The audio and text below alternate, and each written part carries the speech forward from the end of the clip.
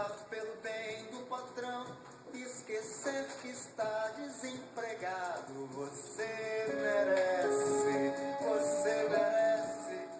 Olá, internautas, navegantes, companheiros, camaradas da Rádio Petroleira, questão de soberania. Estamos ao vivo em tempo real com mais um programa Setor Privado Mobilizado. aqui na Rádio Petroleira, programa que é de responsabilidade da Secretaria, das empresas privadas do Sindipetro RJ, cujo coordenador é o nosso querido professor Ivan Luiz, o homem que sabe o que diz. Fantástico. Agora é bom quando falar da Secretaria das Empresas Privadas, ela é formada por Ivan Luiz, por Antônio Furtado e por José Capistrano, né? Então isso aí é interessante sempre lembrar que nós três é que discutimos as pautas, né? O programa é feito em conjunto, porque o coletivo deve sempre prevalecer. Então, rapaz, hoje o nosso programa quer fazer aqui uma singela homenagem aos publicitários, porque dia 1º foi o dia dos publicitários. Então, não é, ainda mais esse pessoal ligado à comunicação, sabe a importância que tem o publicitário nesse trabalho fantástico. Eu queria fazer só, se você me permitir, professor, só uma reflexão com relação a isso. A boa publicidade é aquela que não engana, né?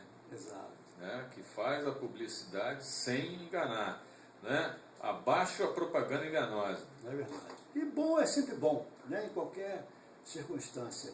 Também no dia 2, queremos destacar que dia 2 de fevereiro foi o dia da Rainha do Mar, conhecida como Nossa mãe Iemanjá. Iemanjá, é importante frisar. E hoje nós temos um dia muito especial, que na data de hoje, dia 5 de janeiro, Furtado vai lembrar quem faz aniversário hoje, né, Furtado? Meu querido professor, dia 5 de fevereiro. Fevereiro, tá por certo. favor. Desculpa. Mas isso é emoção, né? Emoção de Muito programa, emoção. É verdade. Mas hoje é um dia especial porque é aniversário do Enfio, né? Tem uma pessoa que lutou bravamente contra aquela doença, né? Essa famigerada doença. E é também uma sequência do próprio irmão dele, que combateu, que tinha uma frase espetacular que dizia que a fome não podia esperar, né? Quem tem fome tem pressa. Tem pressa. Então isso é espetacular à medida que essas pessoas se envolveram aí, tem demonstrado para o mundo que é necessário que haja a sensibilidade do ser humano nas questões sociais. Isso é muito importante. Agora, Ivan, tem um problema aqui que me parece que, mesmo não sendo assim direcionado às empresas privadas, mas a sociedade, de uma certa forma, a gente sempre fala que parece que a sociedade está adormecida e ela não se revela contra determinadas situações. Não Por se exemplo, sensibiliza. Não se sensibiliza com referência a determinadas situações. Olha só, nós tivemos eleição no Senado Federal, nós tivemos eleição na Câmara Federal. Está na nossa pauta de hoje. Então, é preciso que a sociedade ela comece a despertar, né? Porque a gente vê no passado da pessoa, porque o que importa do cidadão é o seu passado. Não necessariamente o seu presente, mas o seu passado. Sabe que o presente amanhã vai ser passado. Então, a gente vê nessas eleições, sinceramente, o povo aí adormecido, como se nada tivesse acontecido. Companheiro Ivan. Então, rapaz, na nossa pauta, realmente, o valor do Enfio não dá para dissociar o Enfio, né, da grande luta pela liberdade democrática, pela liberdade de pensamento, de expressão. Aliás, as agendas que o Sindipetro distribui todos os anos, ela faz uma homenagem, cada ano faz uma homenagem ao Enfio com suas charges. E você não pode esquecer que o meu xará, o Ivan, filho do Enfio, né, é marido da doutora Alessandra. É verdade. É muito bem sinal, lembrado. E um dos personagens do Enfio, o Ivan, o Sapo, né, foi feito em homenagem ao Ivan, né, filho dele e tal, que, enfim, ele foi... E, aliás, foi uma das poucas charges infantis que ele fez, né, e é muito legal. E você vê o nome do filho é Ivan, né? Ivan, né? é verdade. Então tem que ter uma certa... Ah, é? É. Só porque o senhor se chama Ivan Exatamente. também? Está certo. Não, mas... Não é válido? Claro que sim. Se você não valorizar o próprio nome, quem é que vai valorizar? Ninguém. Então você vê o seguinte, isso é tão importante que nós destacamos aqui algumas matérias relevantes, antes de entrar na pauta da Secretaria específica. Nós sempre gostamos de dar uma passada, né? Pelas informações que estão circulando aí pelos meios de comunicação, e pela rádio, televisão e tal, principalmente aqui pela Rádio Petroleira, que tem muita informação importante. No outro dia eu estou ouvindo aqui sobre o cuidado com o diabetes, tem que ter. Então há um peso importante aqui na nossa rádio. Eu recomendo que todos que possam, sempre que puderem, ouçam a Rádio Petroleira pela internet, que o endereço é radiopetroleira.org.br. E nós, então, estamos lendo que a cada 14,8 segundos, olha só, um consumidor brasileiro, ele sofre uma fraude, rapaz. Ou melhor, uma tentativa de fraude. Eu ontem recebi uma cobrança de R$ 143,70, Indevida, né? que estava sendo analisado o meu pagamento. Olha só. Quer dizer, é algo assim que é assustador, é assustador. É por isso que está tramitando, que também é a pauta nossa, a questão dos crimes eletrônicos, né? Pessoas que usam codinome, que usam apelidos na internet, tipo Coelhão, por exemplo, entendeu? Que quer ofender os outros e assina o seu e-mail como Coelhão. Mas esquece que tem IP, e o IP vai ser pego. Eu tenho certeza que esse Coelhão vai ser pego, rapaz. E esse crime eletrônico está sendo tramitado no Congresso, uma legislação até muito dura. A gente tem que ter cuidado para não haver o problema de censura. Isso aí que está sendo bem cuidadoso para não ter problema de censura, né? Não ultrapassar as raias da censura. Da censura. Então você vê, tem uma pesquisa divulgada nessa segunda-feira, agora 14 de janeiro, que passou aí, pela consultoria Cearasa, que ele fala, rapaz, que o Brasil bateu um recorde.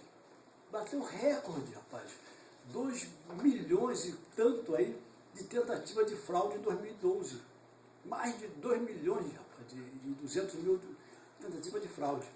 E esse total aí ele equivale a uma fraude a cada 14,8 segundos, como eu te falei ali. Quer dizer, quase que a cada 15 segundos alguém está sendo enganado. Alguém está tentando enganar o outro, entendeu? E em 2011 foram registrados 1.960.000. Isso é um absurdo. Um absurdo realmente, né? E em 2010, 1.870.000. Quer dizer, à medida que vai passando o tempo, vai piorando esse tema aí com relação às fraudes. Então, rapaz, isso aí foi uma coisa que nós temos que nos preocupar, entendeu? Não tem que fazer atualização de banco, né, pela internet. Agora, eles estão ligando para você e te dão os teus dados para você confirmar, rapaz. Nome, endereço, Estado Civil, e te dá tudo. Te dá número de cartão, eles te fornecem tudo. Você nunca vai admitir que aquilo ali seja uma fraude, porque o cara tem todos os teus dados. É verdade. Eu acho que é super importante o que você está colocando, Ivan, porque a gente aqui também tem essa responsabilidade de prestar serviço, né? E uma das coisas que a gente tem que frisar aqui e repetir sempre para o nosso internauta que está aí nos acessando, nos ouvindo via internet, é exatamente isso. Nenhum banco, por medida de segurança, faz qualquer tipo de atualização via internet. Não pode fazer. Né? Qualquer tipo de atualização, você é que tem que procurar o banco fazer na agência. Né? Nunca, de forma alguma, faça qualquer tipo de atualização proposta aí via e-mail, etc. Porque é fraude, pode ter certeza disso. São os famosos cavalos de Troia. Né? Você clica, quando clica ele já pegou tudo. Todos os teus dados, inclusive, sabe, sua senha que você está digitando lá na internet, porque você sabe disso, os hackers eles sabem tudo que é digitado. Tudo, né? E aí, no movimento lá, quando você digita a senha, o cara vai lá e rouba e raspa o tacho, meu amigo. Mas olha o detalhe, não é só no computador, isso está acontecendo muito nos telefones celulares. E olha só, Ivan, foi até importante que você, desculpa te interromper, mas já aproveitando esse gancho que você está nos permitindo, uma vez eu tocou o telefone, praticamente não atendo muito telefone em casa, mas nesse dia eu atendi, e uma pessoa, se dizendo, de São Paulo, né, e perguntou o meu nome, senhor fulano de tal, eu falei, estou. E começou certos detalhes. Aí eu perguntei para ela, vem cá, você está com meus dados todinho aí? Então não há necessidade de eu confirmar. Se você não diz que é do banco, então para que eu vou confirmar quando você está dando meus dados? Não, mas o senhor tem que confirmar. Eu falei, como é que eu vou confirmar meus dados através do telefone, que eu nem sei quem é você? Ela desligou o telefone. Tá vendo? Então, todo cuidado Exatamente. verdadeiramente é pouco. Agora nós queremos ouvir também uma boa noite do nosso companheiro Luiz Alberto. Luiz Alberto, que veio aqui nos visitar hoje.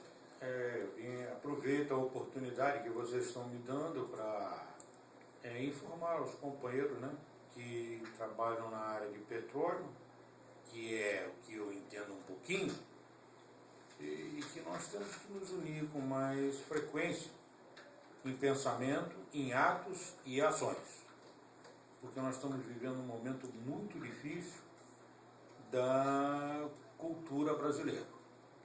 E está vindo mão de obra internacional para o Brasil, de pedreiro, de carpinteiro, de bombeiro, de eletricista. Por isso eu vim aqui para fazer uma explanação da necessidade que nós temos de policiar esse tipo de invasão que estamos tendo no nosso mercado. E a nossa mão de obra boa está ficando desqualificada. E a falta de respeito também dos homens que dirigem essa nação, né, com o trabalhador profissional. Eles podem ganhar bem e os profissionais não? O mundo deles é outro, né? Eu estou muito preocupado. Então, eu gostei do convite para falarmos sobre como podemos nos unir para nos defendermos. Senão, eu acredito que vai ficar muito mais difícil do que já está. É verdade. E isso aí sem fobia, sem aquele fechamento neurótico, sem nada disso. A questão é que nós temos que nos proteger. Isso é fundamental que nós tenhamos, porque os países aí desenvolvidos, como lá os estadunidenses e outros, eles procuram proteger os seus trabalhadores, o mercado interno e tal. E nós aqui não podemos, entendeu? Tem que fazer aquela velha abertura dos portos para as nações amigas, que era só para a Inglaterra. Um destaque nosso também, Luiz, daqui a pouco a gente volta a palavra para você, foi o seguinte, rapaz. Existe uma proposta que estabelece isenção do imposto de renda para os aposentados a partir dos 60 anos. Então, eu acho que isso é um tema importante, nós temos que ficar de olho, né? Está tramitando na Câmara dos Deputados uma proposta que estabelece essa isenção do imposto de renda a partir do mês em que o contribuinte aposentado completar 60 anos de idade. Agora, o mais absurdo disso tudo, professor Ivan, que isso daí já era uma coisa para ser, essa lei já deveria ter sido colocada em vigor há séculos atrás, porque é uma coisa inadmissível que o trabalhador, durante toda a sua vida profissional, tem que pagar imposto, depois de se aposentar, que é quando mais ele precisa, né, de apoio, de reconhecimento pelo seu trabalho que ele prestou à sociedade, ele ainda tem que se descontar também no imposto de renda. Isso é um absurdo, isso é um roubo. Essa que é a verdade. E essa medida aí, ela é prevista no projeto de lei 4627 de 2012, e é de autoria da deputada Andréa Zito. Eu gosto muito dela, nós relacionamos muito bem até. Eu entendeu? também, ela, né, tem... Ela É uma aparência maravilhosa. E essa proposta está alterando a Lei 7.713 de 1988, tá certo? 1988, que estabelecia a idade mínima para ter esse direito aí, era de 65 anos, em 1988. Então essa proposta eu acho que é interessante e nós temos que parabenizar a deputada por essa iniciativa, que ela está adaptando ao Estatuto do Idoso, que é a Lei 10.741, que é de 2013. Então, ela está fazendo essa adaptação, né? Então, parabenizar aí essa iniciativa que eu acho realmente maravilhosa para os nossos idosos. Para mim, por exemplo, eu tenho 60 anos. Professor Ivan, com sua permissão, eu acho que isso não está mudando muito, não. Isso está na história do Brasil. Libertação dos 60 anos. Porque eu tenho que me livrar nós temos que livrar desse peso morto, ele não produz mais, então eu não posso mais dar de comer a ele. Eu tenho que jogar ele na rua. É igual o japonês, o ministro, né? Isso, estamos fazendo. Então, rapaz, outra preocupação nossa, nós estamos falando aqui de uma pessoa que está legislando. E isso nos remete à seguinte reflexão. Quanto custa, em média, o nosso legislativo para cada habitante de capitais brasileiras, Você tem ideia de quanto custa isso aí? Quanto você paga aí, cidadão? Por cada um, cidadão, R$ 115,27. Então, isso é muito dinheiro. É muito dinheiro, entendeu? Porque a Câmara de Deputados custa R$ 18,14 por ano para cada brasileiro. O Senado já sai por 14,35 por habitante. Isso aí, nós que trabalhamos numa empresa como a Petrobras, que levamos muita bandeira, levantamos muitas bandeiras importantes, nós temos que pensar um pouco com relação a esses números, entendeu?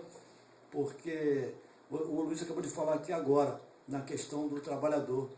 E a cada pesquisa que a gente vai fazendo, você vai vendo que a coisa está muito complicada. O mundo dos políticos É um capital contra a idade. O mundo dos políticos ele está cada vez mais cruel contra o cidadão comum, né? E nós vamos cair aqui agora... É um estamento, né, professor? É um estamento e chega a ser vergonhoso uma coisa dessa, porque o que, na verdade, esse país precisa é mudar, na minha visão, se você me permitir a reflexão, professor, é mudar o sistema, né, parlamentar. Não é admissível que um cidadão tenha que sustentar, né, essa teta, essa mamata, porque o trabalhador ele trabalha o mês inteiro para chegar a receber um salário mínimo, né, e né, parlamentar a receber quase 100 mil reais por mês. Eu continuo dizendo que é para lamentar. Você vê o seguinte, uma instituição como o Congresso Nacional, por exemplo, o Congresso Nacional, o orçamento dele de 6 bilhões de reais. 6 bilhões de reais para 594 parlamentares, tá certo? Isso dá uma parcela do orçamento por parlamentar de 10 milhões, irmão. 10 milhões 256 mil 474 reais e 38 centavos. Isso para o Congresso Nacional. Agora, Assembleias Legislativas, por aí, Assembleias Legislativas, 4 bilhões para 1.059 parlamentares. 4 milhões por cada parlamentar. E as câmaras municipais, 1 bilhão 465 para 707 câmaras municipais. São 2 milhões para cada uma delas. Tira a mão do meu bolso. Então, nós temos que nos preocupar de falar as coisas com muita seriedade, porque uma casa como o Senado, por exemplo, o Senado nosso está com 2 bilhões 680 para 81 parlamentares. Isso é imoral. Isso significa 33 milhões por parlamentar. A Câmara, 3 bilhões 387 milhões para 513 parlamentares. A faixa de 6 milhões e 603 por cada um deles. O Congresso em si, 6 bilhões e 092 milhões para 594, dão 10 milhões por parlamentar. Então, rapaz, é algo assim assustador quando você vê que para aumentar R$1 do salário mínimo é um escândalo. R$1 para se aumentar o salário mínimo.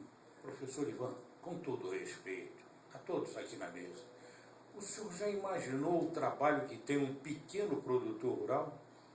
Quanto ele paga de tributo? E quando aquele prato de refeição chega à sua frente... Vamos fazer um cálculo diferente, Luiz Alberto. Olha só, o que poderia ser construído? Quantas moradias populares poderiam ser construídas com esse valor aí?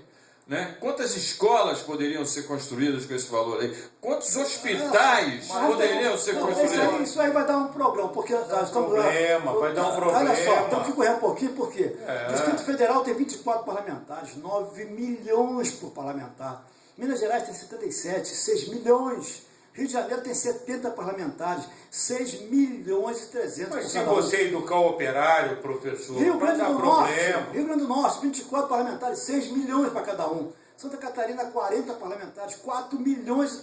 Olha só, é tudo assim, 6 milhões, 5 milhões, 5 milhões. Pô, é incrível, rapaz. Rondônia.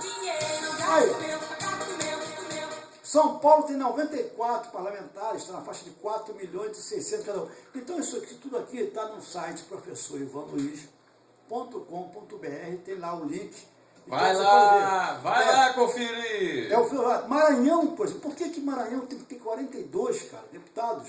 e cada um levar 2.800.000. Mas é o estado mais pobre da União, né? Maranhão é a terra do bigode. Tocantins, 24 também parlamentares, 2 milhões. Olha só, e tudo aqui, rapaz. Alagoas tem 27, 4 milhões. Entendeu? Rondônia, 4 milhões e 400. Rondônia, sem nada contra. Né? Mas Rondônia, rapaz. Então é algo assim, é assustador. É assustador. Moleque. Rio de Janeiro, Tá por exemplo. amarrando nessa teta. Rio de Janeiro, capital, os 50 parlamentares, o orçamento parcela do orçamento por parlamentar, 5.905.890,68.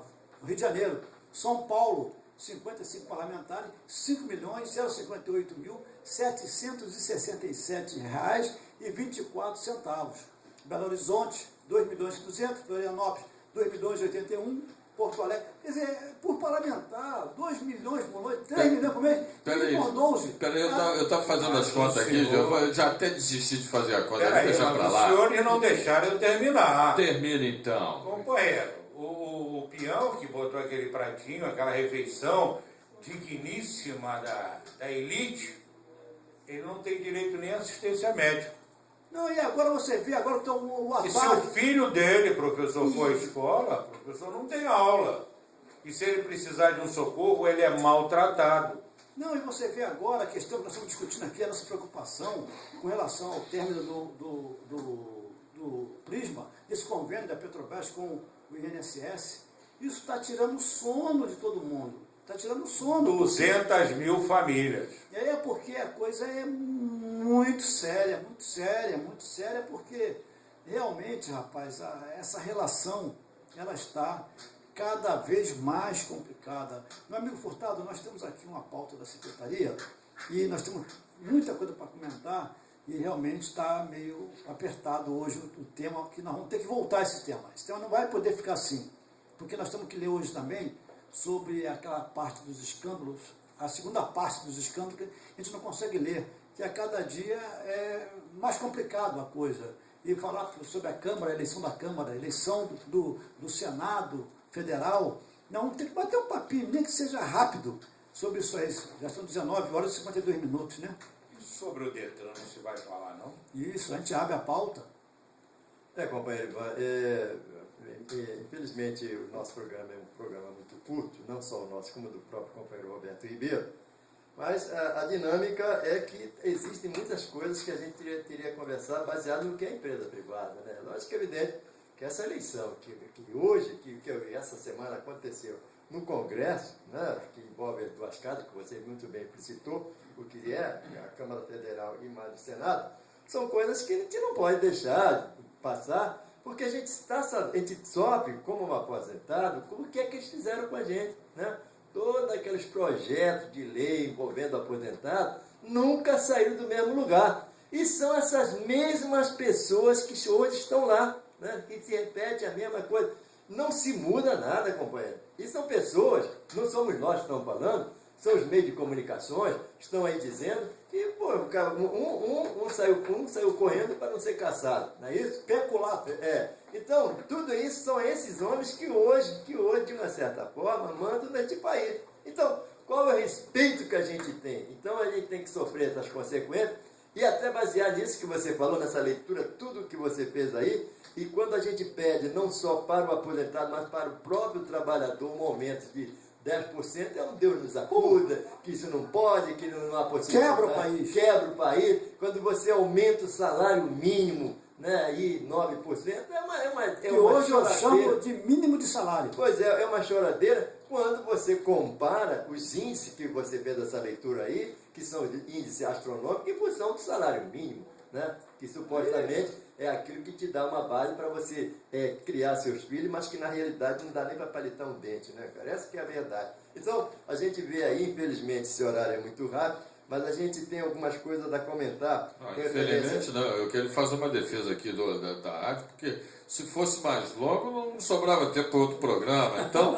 né, o que não dá nesse vai para o outro e assim a gente continua no ar. Graças a Deus. Eu não posso perder esse emprego, pelo amor de Deus. E nós não podemos perder esse programa aqui. Nós conseguimos com certeza. Muito esforço. Agora, né, companheiro, hoje nós tivemos uma informação na nossa reunião dos aposentados da Petrobras, ali quando perguntávamos com referência ao RB de Manguinhos, né, e que nos foi dada uma resposta de que até o momento não há nada de novo com referência a isso aí. Está se esperando que seja feito um cálculo da desapropriação para que a gente consiga questionar os valores que são Há quantos anos vocês estão esperando? Olha só, em torno de 18 anos. Quer dizer, a maldade já foi consumada, né? já foi. Então, a maldade já foi consumada. A maldade e pago já foi... tirando multa, e pago prejudicando tudo. Então, a gente lamenta que a gente tem que fazer um comentário em cima do direito que você tem e que não é respeitado. É lamentável isso aí, né? E as pessoas que poderiam te ajudar são pessoas que não têm o menor gabarito, essa é uma verdade. Escrúpulo, né? Agora, o detalhe é o seguinte, companheiro, a gente sempre fala, enquanto a sociedade estiver adormecida, enquanto a sociedade não se perceber que é o momento de sair à rua para lutar pelos seus direitos, a gente não avança em nada. Pois é, eu vou pegar esse gancho aqui, professor Ivan, exatamente para falar o seguinte: se continuar adormecido desse jeito, faltam 4 minutos, eu vou ser breve, né? Essa questão aí do Renan Calheiros era suficiente para estar todo mundo na rua aí pedindo essa pouca vergonha. Não, né? era a hora da CUT se manifestar, fazer um grande ato também, né? Esse ato que foi feito lá na ABI, que nós vamos comentar assim que for. Comentamos semana passada. Sabe por que eu estou falando isso? Já diz o ditado: quem cala consente. Quem cala consente. Então a sociedade que cala está permitindo essa perpetuação aí dessa sacanagem o tempo inteiro. Essa aqui é a realidade. Não, e quando nós fizemos esse cálculo aqui, essa pesquisa sobre quanto custa o legislativo no Brasil, nós estamos vendo isso tudo em função, na realidade, do que o Planalto hoje ele está calculando o preço do apoio parlamentar. Isso não é mensalão, tá certo? Falar em mensalão, as pessoas ficam aborrecidas. Mas o Planalto já calcula o preço a pagar, olha a matéria.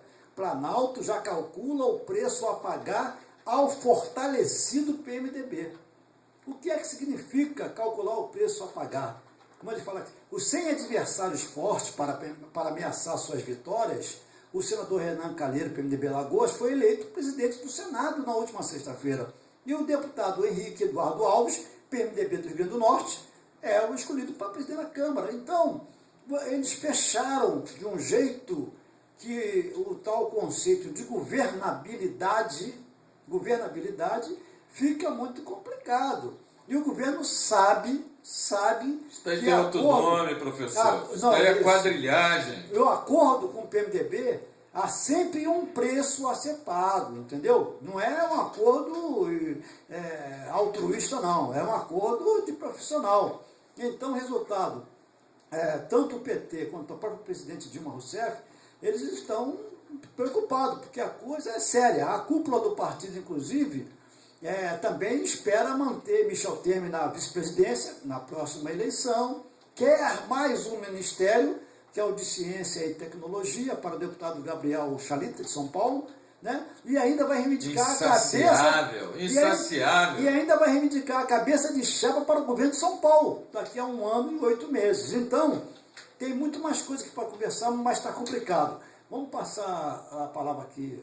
A Chevron também, agora vamos ter que voltar para a nossa secretaria, que isso aqui é uma matéria fantástica. 1 minuto para a conclusão, hein? Para a conclusão. Tem que falar então, convocar os companheiros da rapidinho. Chevron, nós vamos fazer uma reunião dia 19, aqui com o RH, e os companheiros da Chevron ficarem atentos, porque ver se até o dia 25 a gente faz uma assembleia com vocês, porque alguns pontos foram apresentados no acordo coletivo e a empresa está meio preocupada e nós temos que esclarecer tudo muito bem. Assim como também uma nova empresa que está aqui, a Calmena, parece, né? Calmeira, né? Que a gente tem que ver essa questão do acordo coletivo também, que estão praticando há um ano atrás, e para nós fazermos essa legalização, tem que ter uma assembleia, né?